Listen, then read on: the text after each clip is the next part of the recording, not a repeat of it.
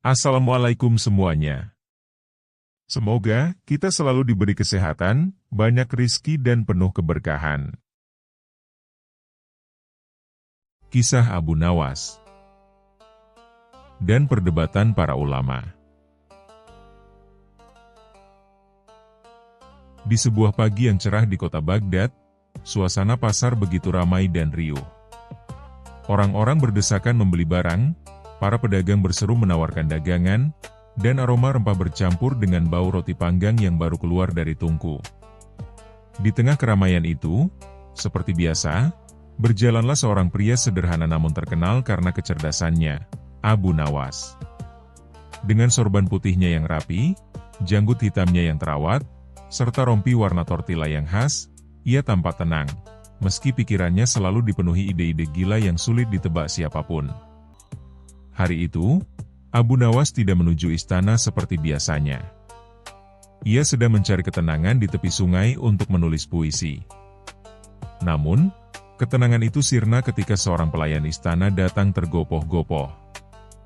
"Wahai Abu Nawas, Amirul Mukminin memanggilmu segera ke istana. Katanya, ada perkara besar yang membutuhkan kebijaksanaanmu." Abu Nawas mendesah panjang.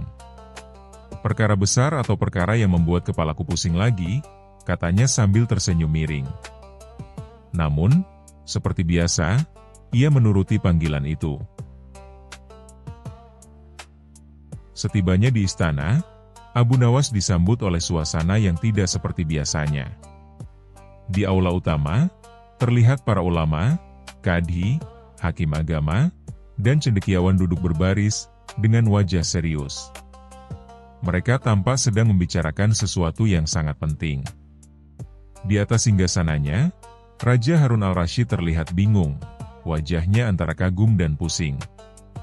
"Abu Nawas," serunya lega begitu melihat si cerdik itu datang. "Syukurlah kau datang. Aku benar-benar butuh bantuanmu kali ini." Abu Nawas menunduk sopan. "Apakah ada musuh menyerang kerajaan, tuanku? Atau mungkin harta kerajaan hilang lagi?" Raja menggeleng cepat. Bukan. Ini lebih pelik dari itu. Para ulama besar kita sedang berdebat. Dan tak satu pun dari mereka mau mengalah." Abu Nawas memandang ke arah para ulama yang tampak seperti ayam jago siap bertarung di gelanggang. Ia bergumam pelan, "Wah, ini pasti menarik." Salah satu ulama bangkit dan berkata lantang, "Kami sedang membahas pertanyaan besar, wahai Raja. Siapakah yang lebih utama, orang yang banyak beribadah tapi bodoh, atau orang yang berilmu tapi jarang beribadah?" Sontak semua ulama ribut lagi, saling memberi argumen. Suara mereka naik turun seperti badai di dalam masjid. Raja menepuk dahinya. Sudah 3 jam mereka berdebat, tapi belum ada jawaban yang memuaskan. Abu Nawas tersenyum kecil. "Kalau begitu, izinkan hamba mencoba memberi jawaban, tuanku." Abu Nawas maju ke tengah ruangan. Semua mata tertuju padanya. Ia mengusap janggutnya sebentar, lalu berkata dengan santai, "Menurutku, yang paling utama adalah orang yang tidak beribadah dan tidak berilmu sama sekali." Ruangan langsung hening. Semua ulama memandang Abu Nawas dengan wajah terkejut, bahkan sebagian hampir melompat karena marah. Salah satu ulama berseru, "Astagfirullah. Abu Nawas, apa maksudmu berkata seperti itu?" Abu Nawas dengan tenang menjawab, "Tenang dulu, wahai para ulama. Dengarkan alasannya dulu sebelum kalian menimpaku dengan kitab tebal." Para ulama terdiam, menunggu alasannya. "Begini," lanjut Abu Nawas, "orang yang banyak beribadah tapi bodoh, bisa saja salah dalam ibadahnya karena tak paham ilmunya. Orang yang berilmu tapi jarang beribadah, ilmunya tidak bermanfaat. Tapi orang yang tak berilmu dan tak beribadah, setidaknya tidak membuat kesalahan apapun." Ruang sidang mendadak meledak oleh tawa raja. Harun al-Rasyid tertawa sampai air matanya keluar.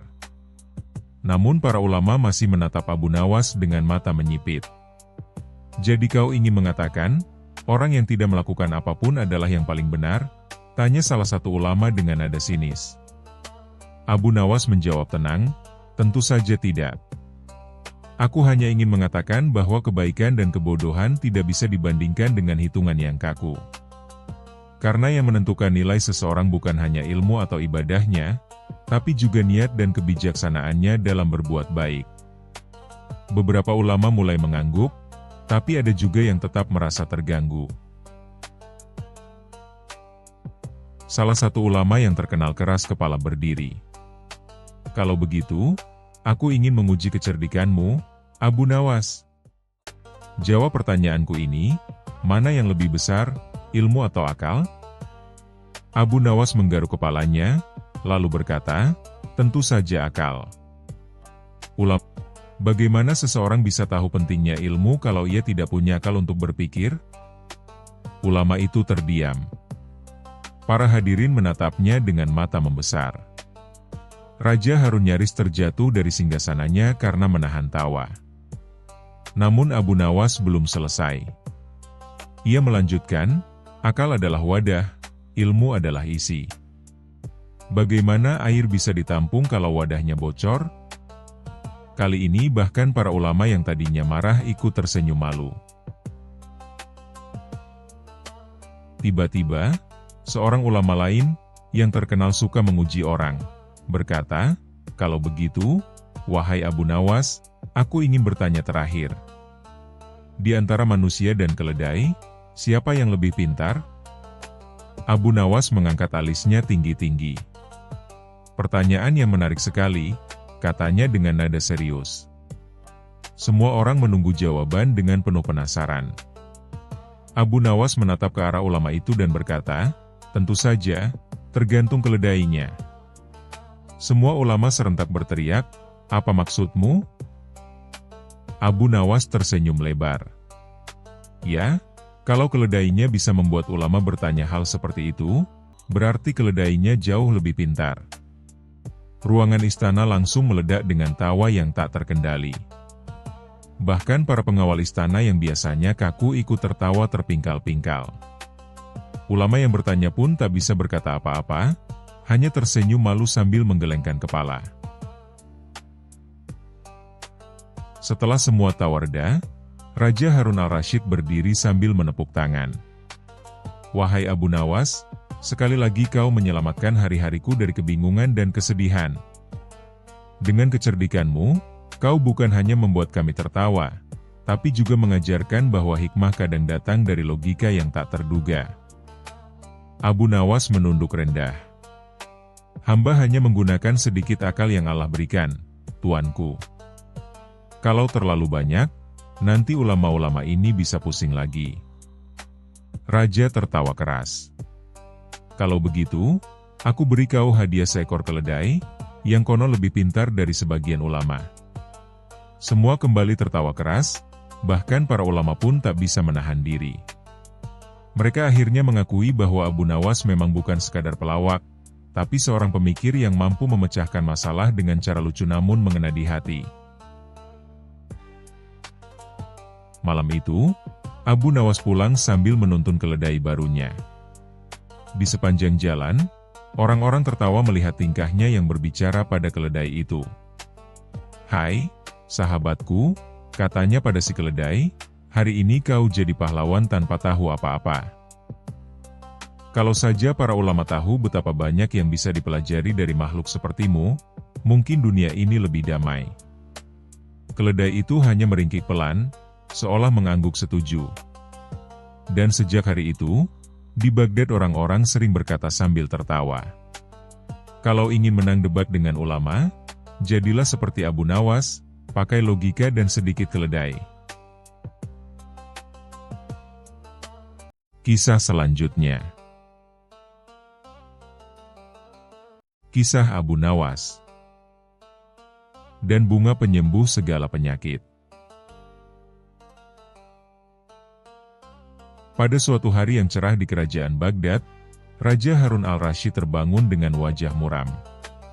Ia baru saja bermimpi aneh, mimpi tentang sebuah bunga berwarna ungu keemasan yang konon bisa menyembuhkan segala penyakit, bahkan membuat orang tua kembali muda. Ketika bangun, sang raja langsung memanggil seluruh tabib istana. "Tabib, aku bermimpi tentang bunga ajaib bernama Zahra Syifa. Katanya, bunga itu tumbuh di lembah yang tersembunyi di balik gunung pasir. Siapapun yang menghirup aromanya akan sembuh dari segala penyakit." Para tabib saling pandang. Salah satunya berdehem dan berkata, "Paduka, kami belum pernah mendengar bunga semacam itu." Raja menatap tajam. "Maka itu, carilah. Aku ingin bunga itu segera ada di tanganku sebelum malam tiba. Kalau tidak, kalian tahu sendiri akibatnya." Seketika para tabib pucat seperti kain yang dijemur terlalu lama. Mereka berlari ke seluruh penjuru kota, menanyakan pada pedagang bunga, ahli tumbuhan, bahkan penjaga taman istana. Tapi tak seorang pun tahu tentang Zahra Syifa. Akhirnya, satu-satunya nama yang muncul di benak mereka hanyalah Abu Nawas. Kalau soal hal-hal mustahil, hanya Abu Nawas yang bisa menanganinya, kata salah satu tabib sambil menghela napas panjang. Di sore hari, Abu Nawas yang sedang santai di depan rumahnya dengan sepotong roti kering, tiba-tiba didatangi utusan istana. "Abu Nawas, Raja memanggilmu segera ke istana. Katanya ini soal bunga penyembuh penyakit." Abu Nawas mengangkat alis. "Bunga penyembuh penyakit? Wah, ini pasti pekerjaan yang wangi tapi berbahaya." Ia segera berangkat ke istana dengan langkah tenang. Di hadapan raja, Abu Nawas membungkuk hormat. "Paduka, saya mendengar Anda sedang mencari bunga ajaib." Raja mengangguk. "Benar, Abu Nawas. Bunga itu disebut Zahra Syifa. Temukan bunga itu untukku, karena tubuhku sering pegal, pinggangku sakit, dan kepalaku sering pusing memikirkan rakyat yang terlalu banyak meminta." Abu Nawas tersenyum. "Paduka, penyakit Anda sepertinya bukan karena kurang bunga, tapi karena terlalu banyak duduk di singgasana tanpa berjalan-jalan." Raja melotot. "Abu Nawas, aku serius." "Baiklah, Paduka," kata Abu Nawas tenang. "Berikan waktu 3 hari, saya akan membawa bunga itu ke hadapan Anda." Abu Nawas berjalan ke pasar, mencari informasi tentang bunga aneh itu.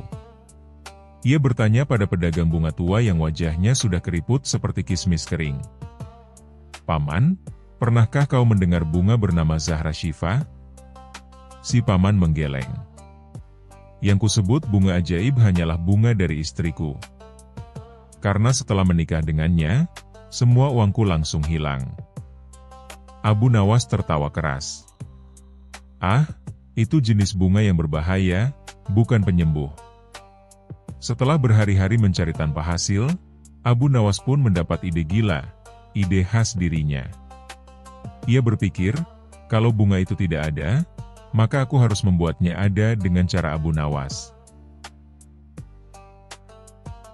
Abu Nawas membeli sebuah pot bunga besar di pasar, lalu mengisinya dengan tanah harum bercampur rempah-rempah, kapulaga, cengkih, kayu manis, dan sedikit minyak mawar. Setelah itu, ia menancapkan bunga berwarna ungu cerah dari kain sutra dan menaburkan bubuk kayu cendana di sekitarnya. Hasilnya, harum luar biasa, tapi jika terlalu dekat, bisa bikin orang bersin 7 kali berturut-turut. Keesokan paginya, Abu Nawas membawa bunga itu ke istana dengan gerobak kecil. Ia berjalan dengan gaya percaya diri, sementara rakyat yang melihatnya berbisik-bisik. "Itu Abu Nawas. Dia pasti punya rencana aneh lagi." Ketika sampai di istana, raja langsung berdiri dari singgasananya, matanya berbinar. "Itu dia. Bunga yang kulihat dalam mimpi. Abu Nawas, kau memang luar biasa." Abu Nawas berdehem. "Paduka, bunga ini harus diperlakukan dengan hati-hati. Aromanya sangat kuat, hanya boleh dihirup sedikit saja. Jika terlalu banyak, bisa membuat orang terlalu sehat sampai pingsan. Raja mengangguk penuh percaya. Ia mendekat, menunduk, dan menghirup aroma bunga itu dalam-dalam. 1, 2, 3 detik. Dan... haci! Seketika Raja bersin keras 7 kali berturut-turut, sementara para tabib panik. Paduka, Anda baik-baik saja? Raja mengangkat tangan. Aku merasa tubuhku ringan.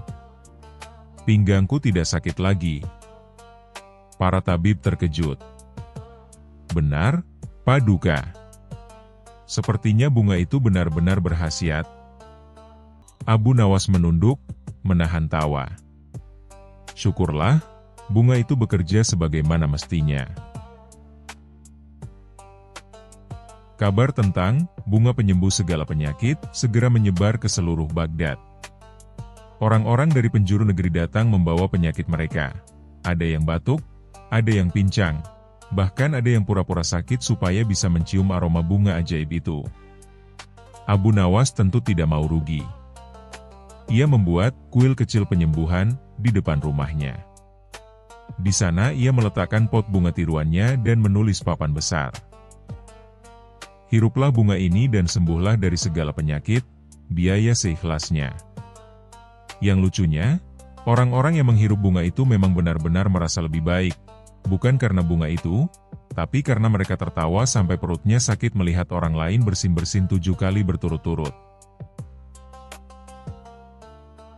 Suatu hari, sang raja mendengar bahwa bunga yang sama kini bisa ditemukan di depan rumah Abu Nawas. Ia menjadi curiga dan langsung memerintahkan penjaga memeriksa. Begitu tahu bunga itu terbuat dari kain dan rempah-rempah, raja berteriak, "Abu Nawas, kau menipuku."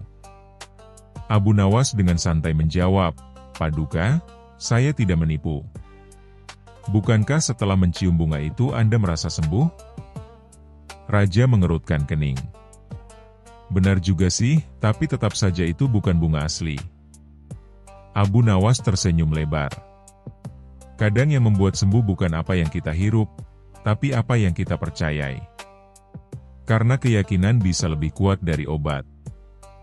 Raja terdiam, lalu tertawa terbahak-bahak. "Hah? Abu Nawas, kau memang pintar bicara. Baiklah, aku ampuni kau kali ini. Tapi jangan pernah lagi membuatku bersin 7 kali berturut-turut." "Siap, Paduka," jawab Abu Nawas sambil menunduk, lalu menambahkan pelan, "Lain kali saya akan buat bunga yang hanya membuat bersin 3 kali saja." Raja kembali tertawa sampai air matanya keluar. Dan sejak hari itu, bunga buatan Abu Nawas diberi nama baru oleh rakyat. Bunga bahagia, karena setiap orang yang menciumnya pasti akan tertawa, bersin, dan pulang dalam keadaan lebih ringan hati. Kadang, kesembuhan datang bukan hanya dari obat atau bunga ajaib, tapi dari tawa dan keyakinan dalam hati. Dan siapa lagi yang lebih paham soal itu selain Abu Nawas, si penipu jujur yang selalu menemukan cara lucu untuk menyembuhkan dunia? Kisah selanjutnya. Kisah Abu Nawas. Dan rahasia ajaib tetap muda.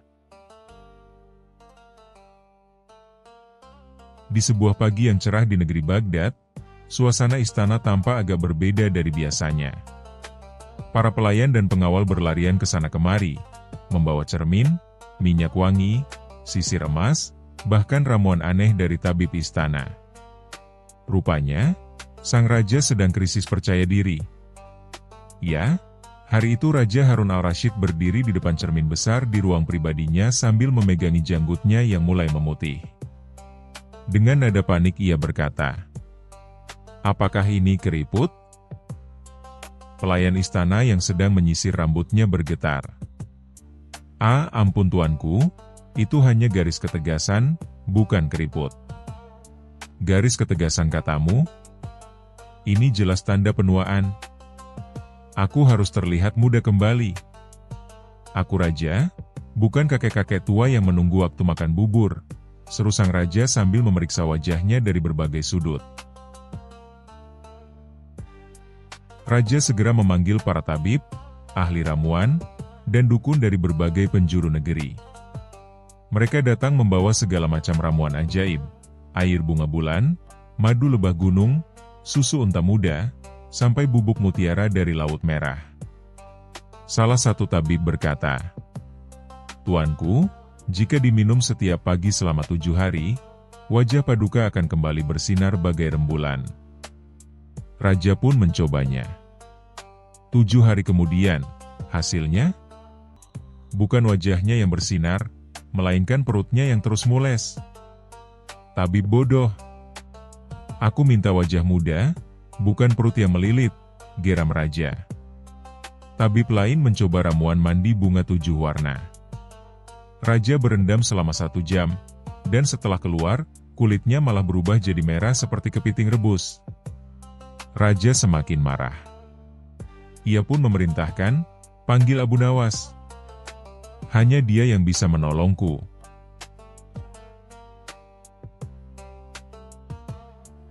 Abu Nawas datang dengan langkah santai, mengenakan sorban putih dan jubah sederhana seperti biasa. Saat ia tiba di ruang singgasana, raja langsung menyapanya dengan nada panik. "Abu Nawas, aku punya masalah besar. Lihat wajahku ini." Abu Nawas menatap raja dengan pandangan tenang. "Hamba melihatnya, tuanku." Wajah yang penuh kebijaksanaan, kematangan, dan sedikit lipatan kemuliaan. Raja mendengus. "Lipatan kemuliaan katamu? Itu keriput." Abu Nawas tersenyum, "Kalau begitu, izinkan hamba membantu. Tapi pertama, hamba perlu tahu satu hal. Apakah tuanku ingin terlihat muda di mata siapa?" Raja berpikir sejenak. "Tentu saja di mata rakyatku. Aku ingin mereka memandangku dan berkata, 'Wah, betapa muda dan gagahnya raja kita.'" Abu Nawas mengelus janggutnya. "Baik, tuanku. Maka hamba akan membuat semua orang memandang Paduka sebagai pria muda, tampan, dan gagah. Tapi hamba butuh waktu 1 malam untuk menyiapkan rencananya." Keesokan paginya, Abu Nawas datang ke istana membawa sebuah kereta tertutup dan sekantong besar yang entah berisi apa. Raja yang penasaran bertanya, "Apa itu, Abu Nawas?" "Ramuan muda." Abu Nawas menjawab, "Bukan, tuanku. Ini rencana muda." Raja makin bingung. Namun karena ia percaya pada kecerdikan Abu Nawas, ia menuruti saja. Abu Nawas kemudian memerintahkan pengawal istana untuk mengumpulkan seluruh rakyat di alun-alun. Di sana sudah disiapkan sebuah panggung besar dengan tirai tebal menutupi sesuatu. Saat semua orang berkumpul, Abu Nawas berdiri di atas panggung dan berteriak lantang, "Wahai rakyat Baghdad, hari ini kalian akan menyaksikan keajaiban terbesar dalam sejarah kerajaan. Sang raja akan menjadi muda kembali, di depan mata kalian semua." Rakyat berdesak-desakan dengan rasa penasaran luar biasa. Sementara raja duduk di balik tirai, mulai merasa deg-degan. Abu Nawas berdiri dengan gaya seorang pesulap hebat. Ia mengangkat tangan dan berkata, "Demi keajaiban dan kebijaksanaan langit, saksikan bagaimana waktu berbalik, dan sang raja akan kembali muda." Abu Nawas kemudian mengguncang kantong besar itu, mengeluarkan segenggam bubuk putih dan menaburkannya ke udara sambil berseru, "Ini adalah debu keajaiban umur muda." Asap putih mengepul di sekitar panggung, tirai perlahan terbuka, dan raja muncul dengan wajah bingung. Ia menunggu keajaiban terjadi. Tapi tidak ada yang berubah. Rakyat menatap heran. Namun sebelum mereka sempat bereaksi, Abu Nawas berteriak. "Wahai rakyat Baghdad! Lihatlah! Sang raja tampak muda sekali, bukan?" Rakyat saling pandang, bingung. Tapi karena mereka takut dikira tidak sopan pada raja, mereka pun berseru serentak. "Benar. Raja kita tampak sangat muda dan tampan." Abu Nawas menambahkan, "Lihat kulitnya yang bersinar dan langkahnya yang ringan. Apakah kalian melihat itu?" "Ya. Ya. Terlihat muda sekali," seru mereka sambil bertepuk tangan. Raja pun tersenyum bangga. "Benarkah? Jadi aku memang tampak muda?" Abu Nawas menunduk hormat. "Benar, tuanku. Sekarang seluruh rakyat memandang Paduka sebagai sosok muda dan gagah. Bukankah itu yang tuanku inginkan?" Raja terdiam sejenak, lalu tertawa terbahak-bahak. "Hahaha.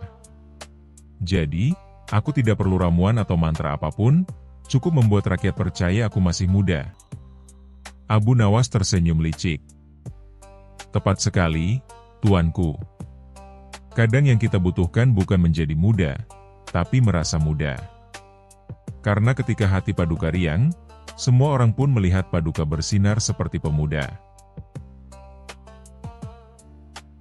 Beberapa hari kemudian, Raja benar-benar tampak lebih segar dan bersemangat.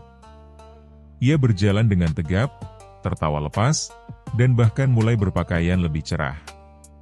Namun, suatu pagi seorang pelayan berkata dengan polos, "Tuanku, hari ini penampilan Paduka sungguh seperti anak muda, terutama karena janggut putihnya tertinggal di sisir."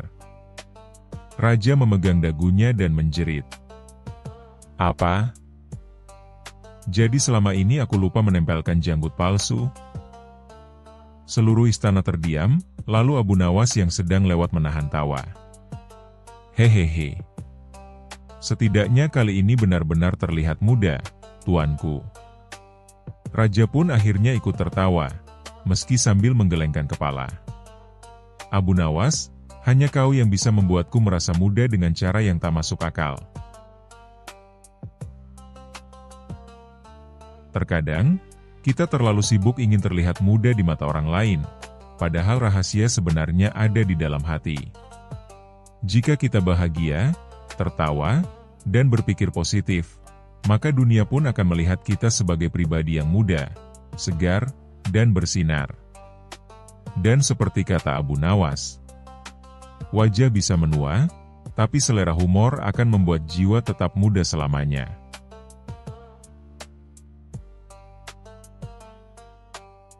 Kisah selanjutnya.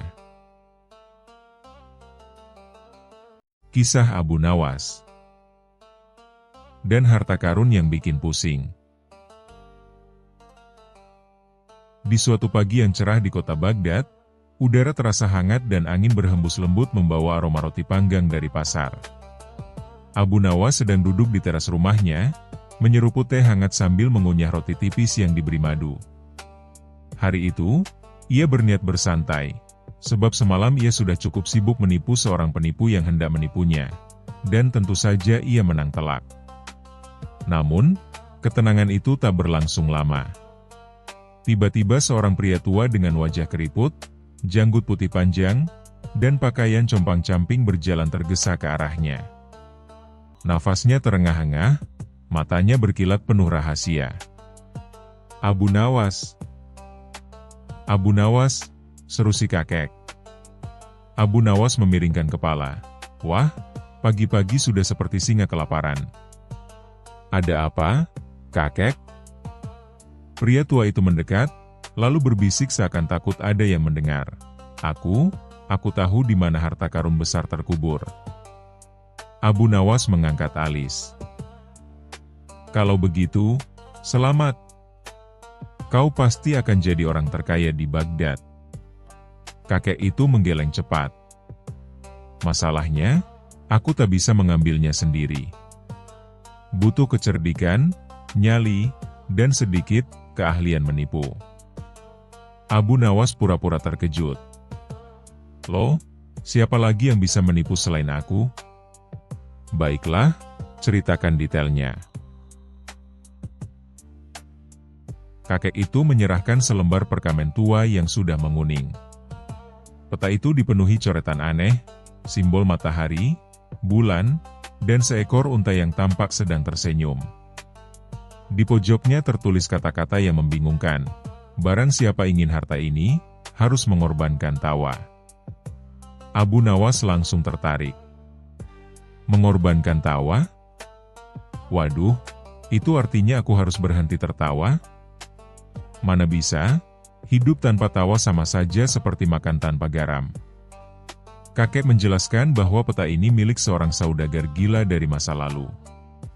Ia menyembunyikan hartanya di sebuah tempat rahasia di luar kota Baghdad, dikelilingi jebakan dan teka-teki. Konon, banyak yang mencoba mengambilnya, tapi semuanya pulang dengan wajah kusut, bahkan ada yang tertawa tanpa henti hingga pingsan. Jadi, kita harus pergi ke sana dan menaklukkan teka-tekinya, kata Abu Nawas sambil menyipitkan mata. Tapi, kakek, kenapa kau tidak pergi dengan orang lain? Kakek itu menatapnya dengan serius.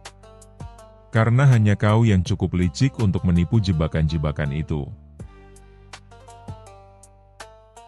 Mereka berangkat keesokan harinya, membawa bekal roti, kurma, air, dan sebuah ember kosong yang Abu Nawas klaim mungkin akan berguna. Mereka menempuh perjalanan melewati padang pasir, kebun kurma, hingga sebuah lembah kecil yang sepi. Di tengah perjalanan, mereka bertemu rombongan pedagang unta. Salah satu unta melihat Abu Nawas dan mendengus keras. Abu Nawas membalas dengan senyum miring. Kau lihat, kakek? Unta itu mengingatku. Dia pasti salah satu korban kelakuanku di masa lalu, ujar Abu Nawas. Korban? Tanya kakek itu bingung. Ya, dulu aku pernah menjual pasir kepada pemiliknya, jawab Abu Nawas santai. Akhirnya mereka tiba di sebuah tebing batu besar. Di tengahnya, ada sebuah pintu batu tinggi dengan ukiran wajah manusia yang tersenyum lebar. Di bawahnya ada tulisan, hanya yang bisa membuatku berhenti tersenyum boleh masuk. Kakek itu bingung.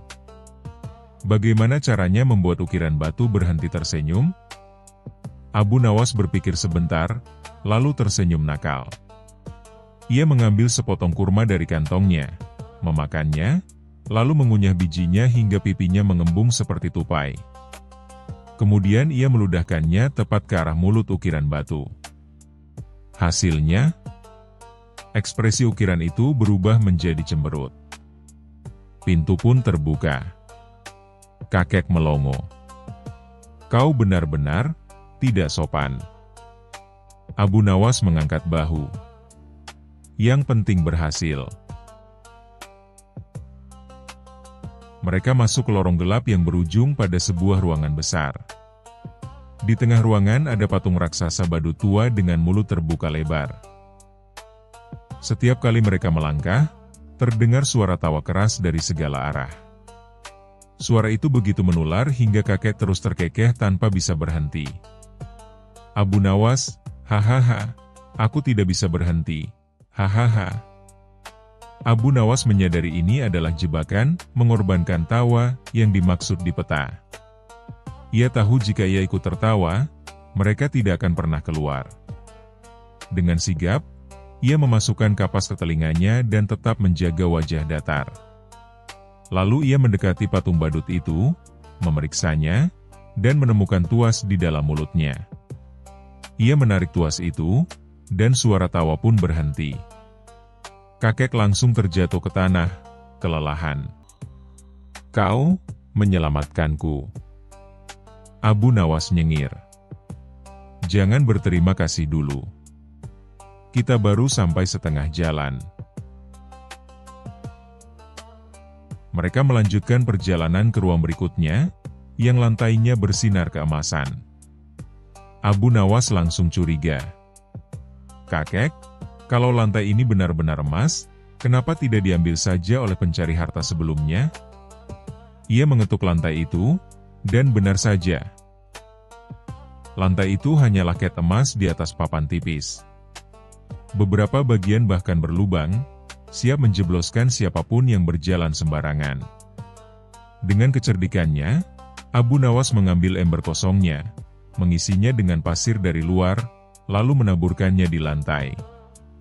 Pasir itu menandai jalur aman yang tidak berlubang. Mereka pun bisa melewati ruangan itu tanpa terperosok. Mereka tiba di ruangan terakhir. Di sana ada sebuah peti kayu besar yang terkunci rapat, di atasnya tertulis, yang rakus akan kehilangan segalanya. Kakek itu langsung menggeser Abu Nawas.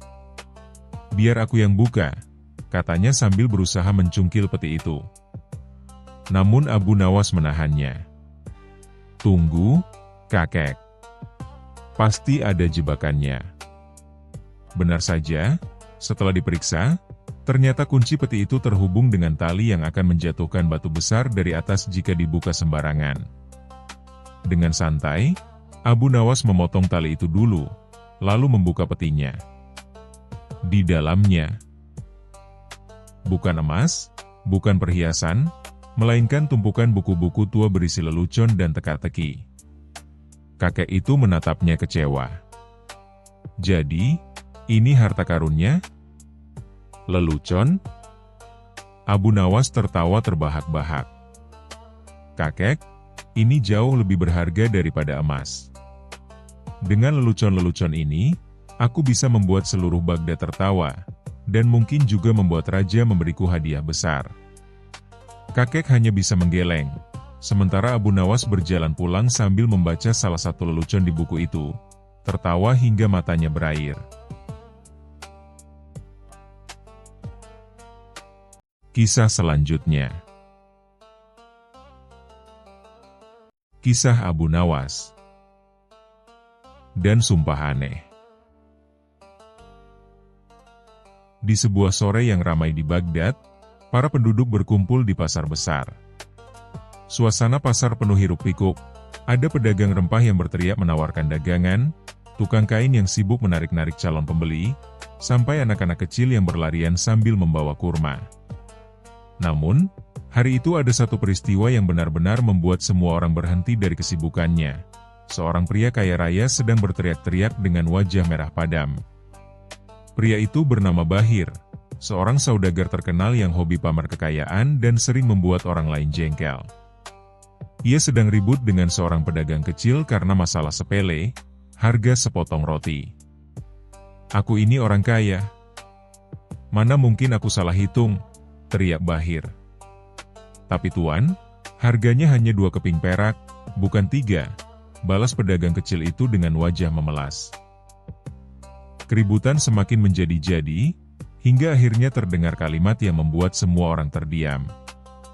"Kalau aku salah, aku bersumpah akan memakan sandalku sendiri," ucap Bahir dengan lantang.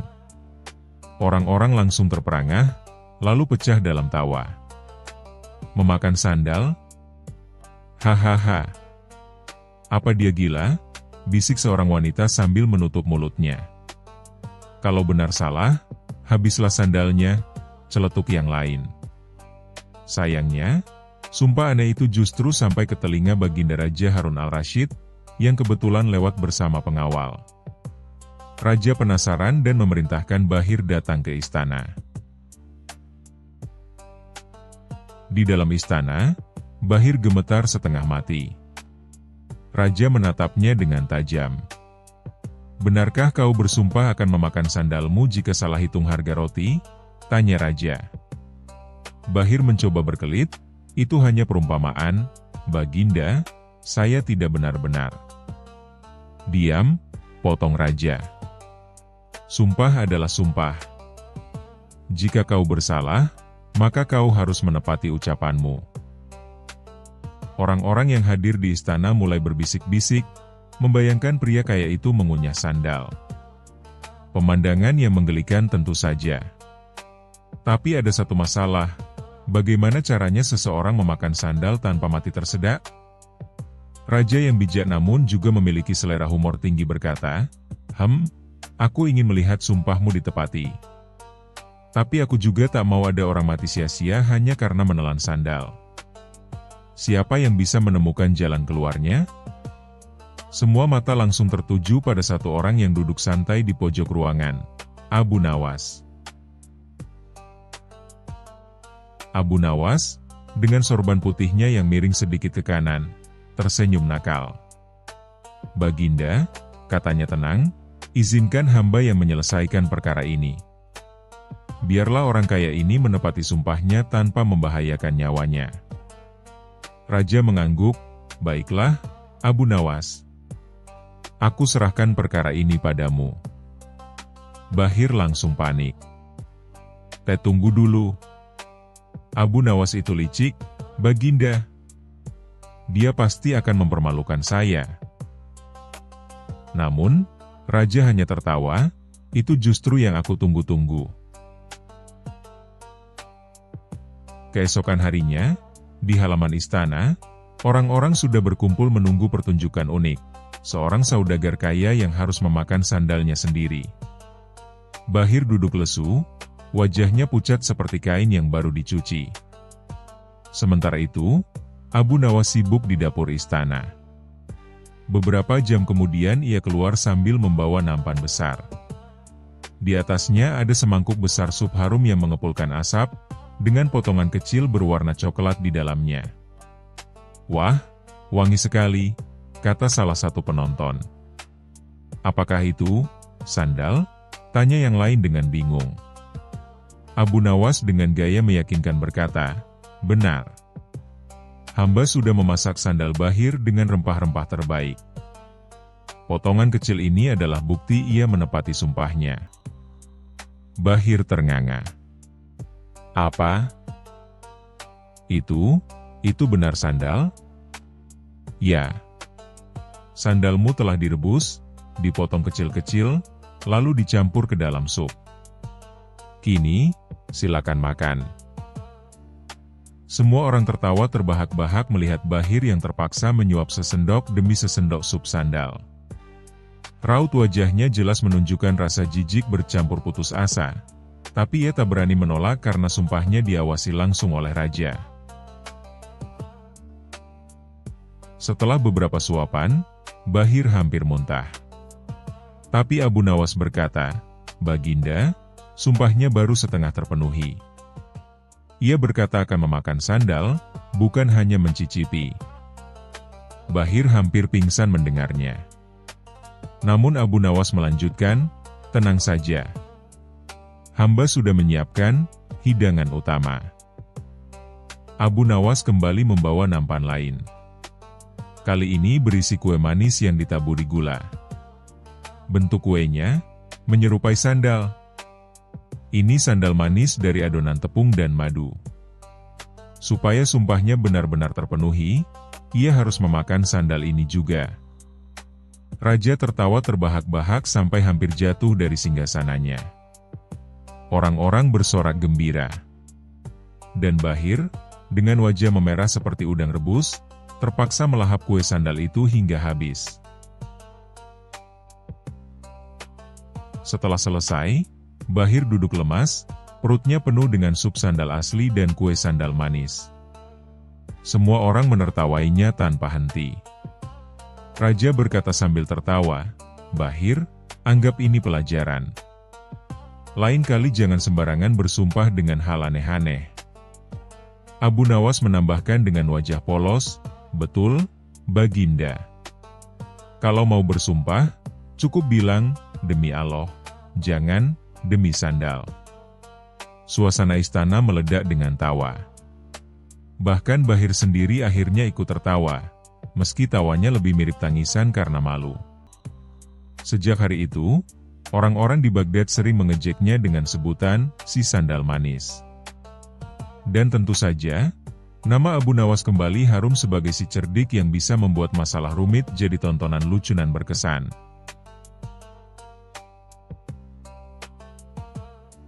Kisah selanjutnya.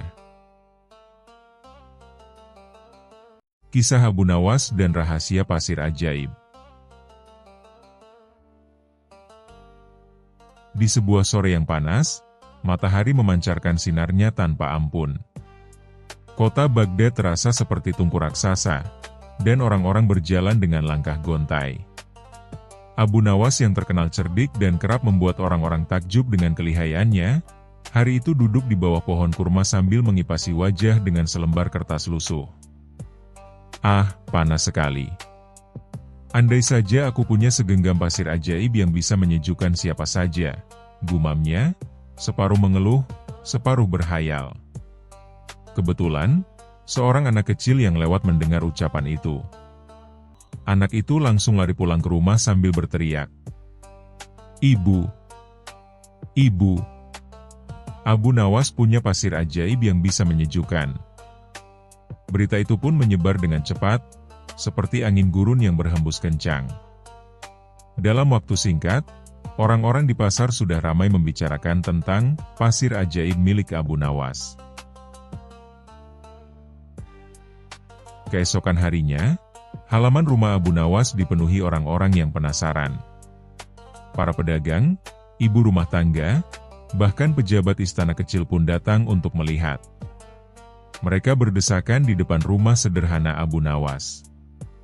Abu Nawas, katanya engkau punya pasir ajaib, teriak seorang pedagang kain dengan napas terengah. Abu Nawas, yang sebenarnya sama sekali tidak punya pasir ajaib, hanya terperangah. Namun otaknya yang cepat segera berputar. Jika ia menolak, orang-orang pasti kecewa dan menganggapnya pembohong. Tapi kalau ia mengakui, bisa jadi ini peluang emas untuk menguji kecerdikannya. Dengan tenang ia tersenyum dan berkata, "Benar, aku memang punya pasir ajaib. Tapi pasir ini tidak bisa sembarangan dipakai. Ada syaratnya." Orang-orang langsung menahan napas, menunggu penjelasan. Syaratnya adalah, hanya orang yang benar-benar jujur hatinya yang bisa merasakan khasiatnya, kata Abu Nawas dengan suara dibuat misterius. Seorang pria kaya raya yang terkenal pelit, bernama Bahzar, maju ke depan. Ia menepuk dadanya. "Aku orang yang paling jujur di kota ini. Berikan padaku pasir ajaibmu, Abu Nawas." Abu Nawas mengangguk tenang, lalu ia mengambil segenggam pasir biasa dari halaman rumahnya. Ia menaruhnya di tangan Bahzar sambil berkata, "Tutup matamu, tarik napas dalam-dalam, lalu bayangkan kejujuranmu." Bahzar pun mengikuti. Tapi alih-alih merasa sejuk, pasir itu justru masuk ke hidungnya karena angin bertiup kencang. Ia bersin keras berkali-kali hingga wajahnya merah seperti tomat. Orang-orang yang melihat tak kuasa menahan tawa. "Hahaha. Itu wajah jujur atau wajah pilek?" ejek seorang anak muda. Abu Nawas pura-pura serius sambil mengelus janggutnya. "Aneh sekali, mungkin pasir ini menolakmu, wahai Bahzar. Artinya, ada yang tidak jujur dalam hatimu." Wajah Bahzar semakin merah, kali ini bukan karena pasir, melainkan karena malu. Setelah itu, seorang ibu penjual roti maju. Ia dikenal suka menambahkan tepung lebih banyak daripada isinya. Dengan penuh percaya diri ia berkata, "Aku pasti jujur. Buktikan dengan pasir itu, Abu Nawas." Abu Nawas mengulurkan segenggam pasir lain. Sang ibu menggenggamnya, menutup mata, dan menunggu. Tapi tiba-tiba, roti yang ia bawa di keranjang jatuh karena tersenggol seseorang, dan orang-orang melihat isi rotinya jauh lebih sedikit daripada kulitnya. "Hei, roti ibu ini isinya kosong," teriak seseorang. "Dasar penipu," tambah yang lain. Abu Nawas menghela napas panjang sambil berkata dengan nada penuh hikmah, "Lihatlah, pasir ajaib selalu membongkar kebohongan." Sekali lagi, orang-orang tertawa terbahak-bahak, sementara sang ibu menunduk malu. Kabar tentang pasir ajaib Abu Nawas akhirnya sampai ke telinga Raja Harun al-Rasyid. Sang raja yang terkenal suka hal-hal aneh dan lucu itu langsung memanggil Abu Nawas ke istana. "Abu Nawas," kata sang raja sambil tertawa, "benarkah engkau punya pasir ajaib yang bisa menguji kejujuran?" Abu Nawas menunduk hormat. "Benar, Baginda. Bahkan pasir ini bisa membuktikan siapa saja yang paling jujur di kerajaan." Sang raja langsung bersemangat. "Kalau begitu, uji aku dengan pasir itu. Aku ingin tahu seberapa jujur diriku." Semua menteri dan dayang berdesakan ingin melihat. Abu Nawas dengan tenang mengambil segenggam pasir dan menyerahkannya kepada sang raja. Sang raja menggenggam pasir itu, menutup mata, dan menunggu sesuatu terjadi. Tapi tiba-tiba ia bersin keras. Orang-orang terperangah, lalu hening. Namun Abu Nawas cepat menyelamatkan suasana. "Ah, Baginda, bukan pasirnya yang menolak. Justru ini tanda bahwa Baginda adalah orang paling jujur. Sebab hanya orang jujurlah yang bisa membuat pasir ikut gembira sampai beterbangan ke udara." Semua orang langsung bertepuk tangan dan bersorak. Sang raja pun tertawa terbahak-bahak, merasa terhibur. Sejak hari itu, pasir biasa di halaman Abu Nawas dianggap sebagai pasir ajaib. Orang-orang tetap datang meminta uji kejujuran, meski setiap kali hasilnya selalu membuat mereka malu atau ditertawakan.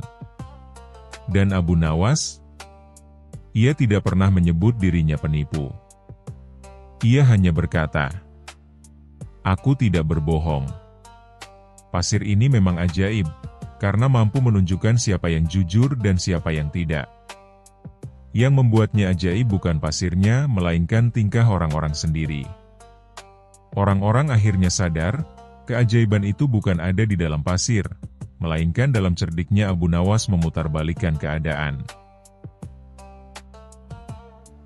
Cerita ini pun tersebar luas di Baghdad.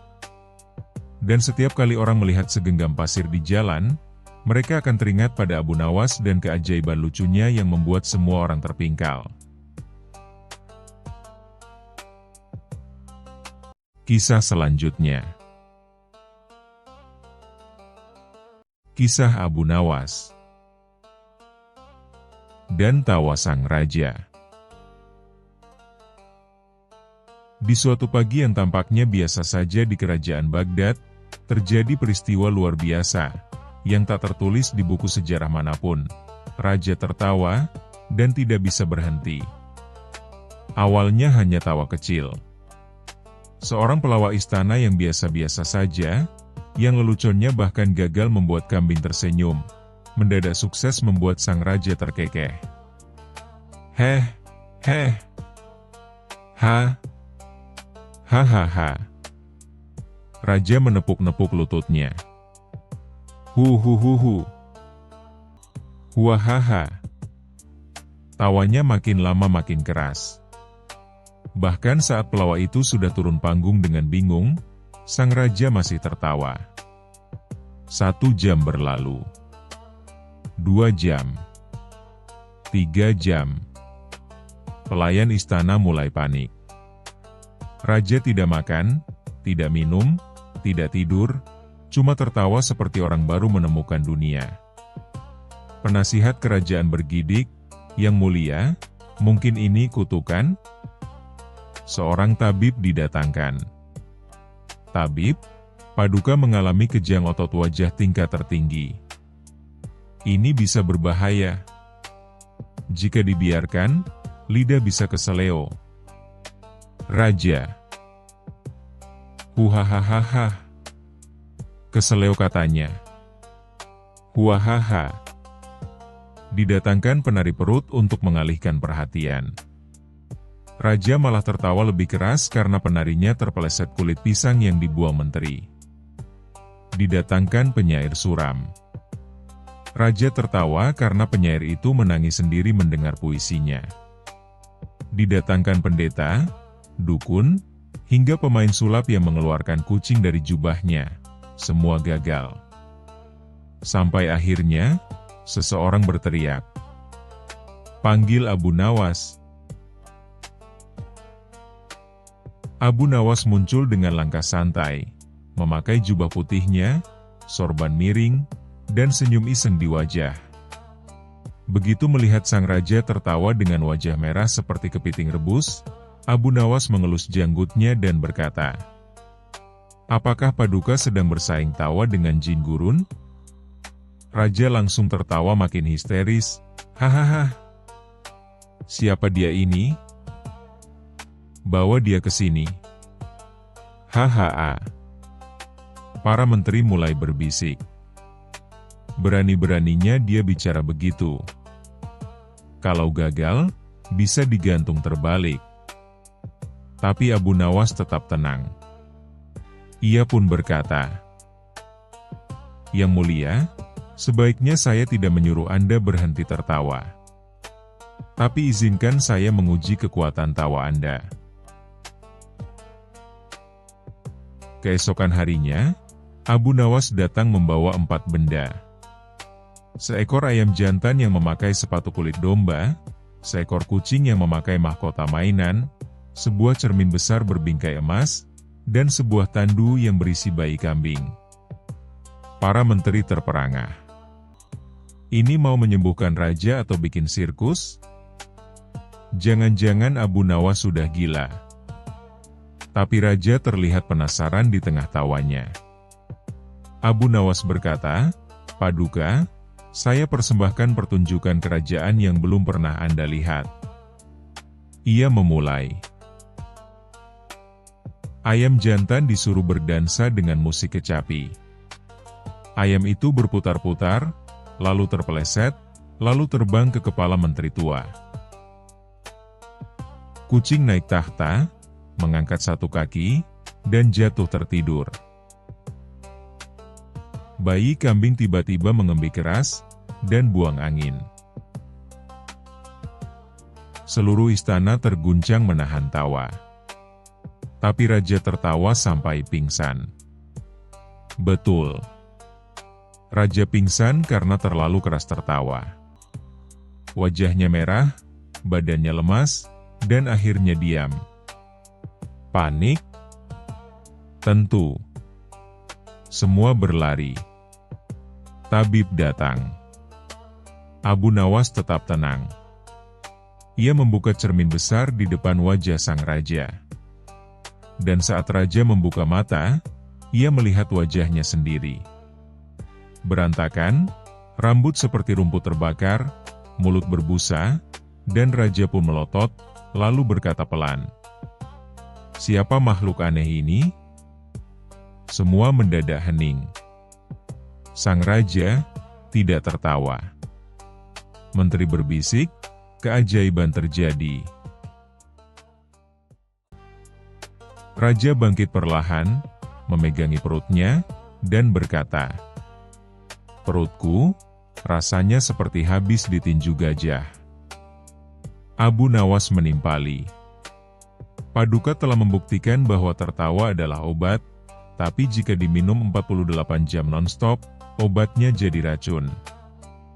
Raja mengangguk sambil memijat dagunya. "Engkau benar. Tapi jujur, bagian ayam terpeleset itu sangat menghibur." Semua tertawa ringan, dan raja pun ikut tersenyum dengan sadar. Untuk pertama kalinya sejak 3 hari, istana bisa kembali tenang, dan tidak seperti warung sirkus. Sebagai tanda terima kasih, raja hendak memberi Abu Nawas 10 kantong emas. Tapi Abu Nawas berkata, "Hamba hanya ingin satu permintaan kecil, Paduka." "Apa itu?" "Jika suatu hari nanti Paduka tertawa lagi tanpa henti, jangan suruh saya menari pakai sepatu ayam." Semua pun tertawa bersama-sama, kali ini secukupnya, dan tanpa kambing ditandu.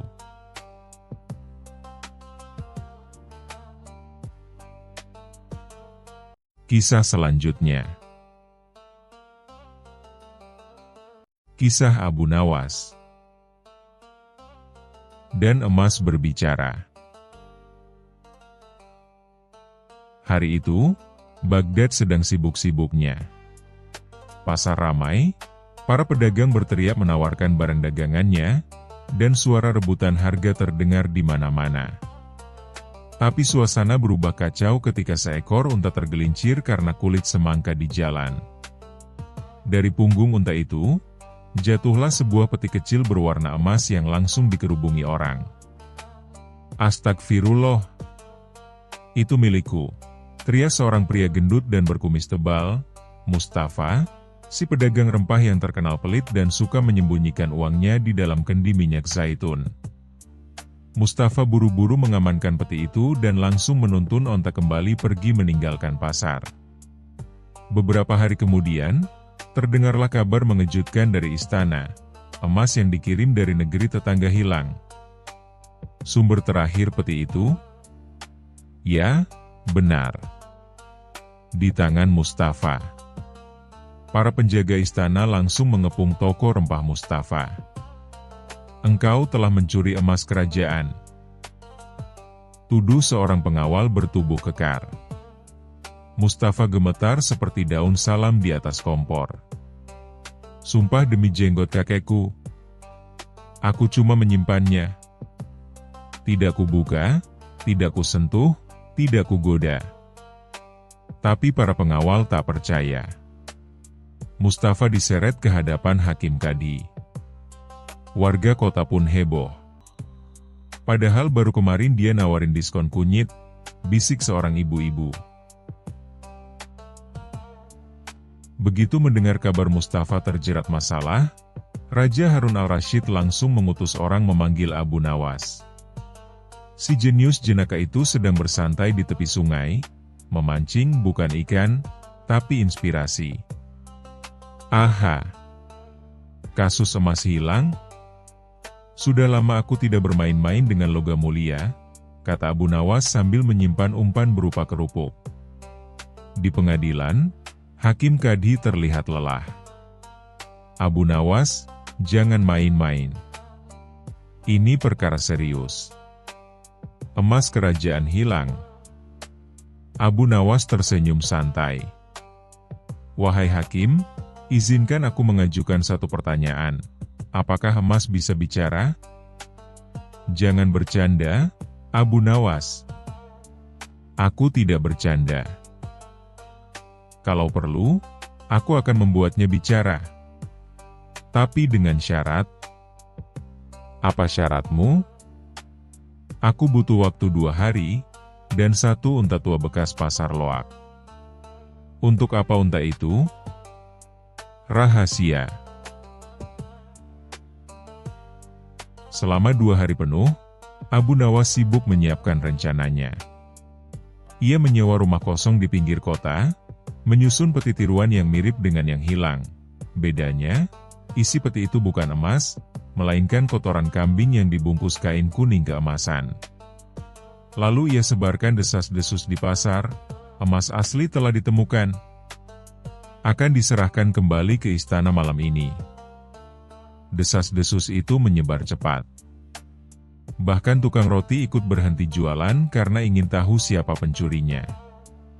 Malam harinya, rumah kosong itu sengaja ditinggalkan tak terkunci. Di dalamnya, peti palsu diletakkan tepat di tengah ruangan. Abu Nawas dan prajurit mengintai dari kejauhan. Benar saja, tengah malam, sesosok bayangan masuk perlahan. Orang itu membuka peti, dan langsung mengumpat keras. Astagfirullah. Apa ini bau bangkai kambing? Katanya panik. Saat hendak kabur, ia langsung disergap. Ternyata dia adalah Hasan, pelayan istana bagian logistik, yang selama ini dipercaya membawa dan mengantarkan peti-peti emas. Di hadapan Hakim Kadi dan Raja, Hasan akhirnya mengaku. Ampun tuanku, aku tergoda.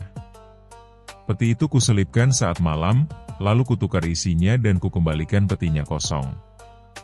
Aku pikir tak ada yang sadar. Mustafa menangis haru. Demi botol cuka balsam, aku tidak bersalah, Hakim Kadi mengangguk. Benar. Kau hanya sial karena dititipi peti dari orang yang lebih licik darimu. Raja Harun al-Rasyid tertawa. Abu Nawas, sekali lagi kau berhasil menegakkan keadilan, dengan kotoran kambing dan unta bekas. Abu Nawas menunduk sopan. Terkadang, Yang Mulia, emas tak bisa bicara, tapi bau busuk bisa membuat orang jujur berteriak. Seluruh ruangan tertawa. Sebagai hadiah, Raja memberikan Abu Nawas 1 peti emas sungguhan. Tapi dengan syarat, jangan kau buat emas ini bicara. Abu Nawas menjawab, tenang saja, Yang Mulia. Emas ini pendiam. Tapi kalau dibungkus kain kuning dan diletakkan dekat kambing, dia bisa jadi cerewet lagi. Mustafa. Sejak hari itu, dia berubah. Bukan jadi dermawan, tapi kini semua emasnya ia simpan dalam kendi, yang diletakkan di bawah ranjang dan dijaga oleh 3 kucing liar. Dan warga Baghdad, mereka tak akan pernah lupa kisah legendaris tentang emas cerewet, kambing berbakat, dan Abu Nawas yang bikin orang jujur tertawa terpingkal-pingkal. Kisah selanjutnya. Kisah Abu Nawas dan kucing hitam misterius. Pada suatu malam yang remang-remang di kota Baghdad, terdengar suara jeritan dari gang sempit di belakang pasar. Penduduk yang mendengarnya langsung berbisik, itu pasti si kucing hitam misterius. Katanya, siapapun yang melihat matanya akan lupa jalan pulang. Desas-desus tentang kucing itu semakin menjadi-jadi. Ada yang bilang kucing itu bisa berbicara. Ada yang bilang kucing itu jelmaan jin pelit yang dulu nggak mau bayar zakat. Bahkan ada yang percaya, kucing itu bisa menghilang saat ditagih utang.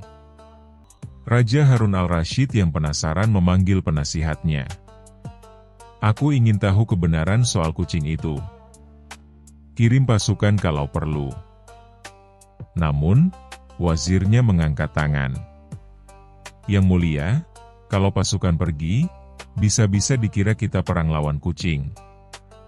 Biarlah Abu Nawas saja yang menyelidikinya. Dan begitulah, Abu Nawas pun dipanggil. Dengan sorban miring khasnya dan senyum penuh misteri, Abu Nawas datang menghadap raja. Abu Nawas, kata sang raja, aku ingin kau menyelidiki kucing hitam yang katanya bisa menghilang. Abu Nawas mengelus janggutnya. Wah, kalau kucingnya bisa menghilang saat ditagih utang, saya curiga dia dulu teman saya, Yang Mulia. Jangan bercanda, Abu Nawas. Baik, baik. Tapi saya punya syarat. Jika saya bisa memecahkan misteri ini, saya minta 1 bulan makan gratis di dapur istana. Raja setuju. Maka, mulailah Abu Nawas menyelidiki. Pada malam hari, ia memakai jubah hitam, dan membawa ikan asin di dalam kantongnya. Abu Nawas bersembunyi di balik gentong besar di dekat pasar. Tak lama kemudian, seekor kucing hitam muncul. Matanya bersinar hijau, jalannya pelan, penuh percaya diri, seperti sedang jadi bintang di catwalk. Abu Nawas melempar ikan asin. Kucing itu berhenti, lalu menatap tajam, lalu plop. Menghilang. Hah? Benar-benar bisa menghilang, gumam Abu Nawas. Malam kedua, kali ini Abu Nawas datang dengan cermin besar. Ia meletakkan cermin di tengah jalan dan mengintai dari balik warung bubur. Kucing itu datang lagi. Tapi saat ia hendak melangkah di depan cermin, ia mendadak berhenti, lalu malah sibuk merapikan bulunya dan berjalan mundur. Wah, ini kucing bukan sembarangan, Dia narsis, kata Abu Nawas sambil mencatat. Malam ketiga, Abu Nawas menyebarkan bubuk tepung di jalan, dan menaruh semangkuk susu di tengah jalan. Ia menunggu dan mengintip dari kejauhan. Tiba-tiba kucing muncul. Tapi begitu dia meminum susu dan mencoba kabur, kling. Dia menghilang lagi. Namun, jejak kakinya masih terlihat di atas tepung. Abu Nawas mengikutinya, sampai ke rumah seorang tukang sihir tua bernama Hammam bin Pusing. Ternyata, si kucing adalah kucing peliharaan Hammam yang suka mencuri ikan dari pasar. Setiap kali ketahuan, Hammam menyihirnya agar menghilang sementara. Abu Nawas pun masuk dan menegur Hammam. Tuan Hammam, menyihir kucing untuk menghindari tanggung jawab adalah pelanggaran pasal 7B Kitab Anti Kucing Gaib. Apa itu Kitab 7B? Tanya Hammam gugup. Kitab buatan baru, jawab Abu Nawas dengan senyum licik. Tapi akan terasa nyata kalau saya lapor ke raja. Akhirnya, Hammam pun setuju untuk menghentikan sihirnya, dan si kucing kini menjadi penjaga toko ikan. Sebagai hukuman, Hammam disuruh mengajarkan trik sulap kepada anak-anak selama sebulan. Raja Harun al-Rasyid tertawa terbahak-bahak saat mendengar laporan Abu Nawas. Luar biasa. Kucing hilang karena sihir. Dan kau menyelesaikannya tanpa pasukan. Ya, Yang Mulia, kata Abu Nawas. Kadang yang perlu kita hilangkan bukan kucingnya, tapi kebiasaan ngutang lalu ngilang. Raja tertawa makin keras. Abu Nawas pun menikmati 1 bulan makan gratis, lengkap dengan jatah susu, yang tidak dicuri lagi oleh kucing.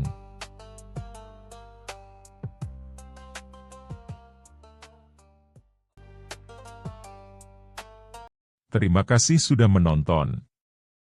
Jangan lupa like dan subscribe. Semoga keberkahan selalu dianugerahkan kepada kita semua. Wassalamualaikum.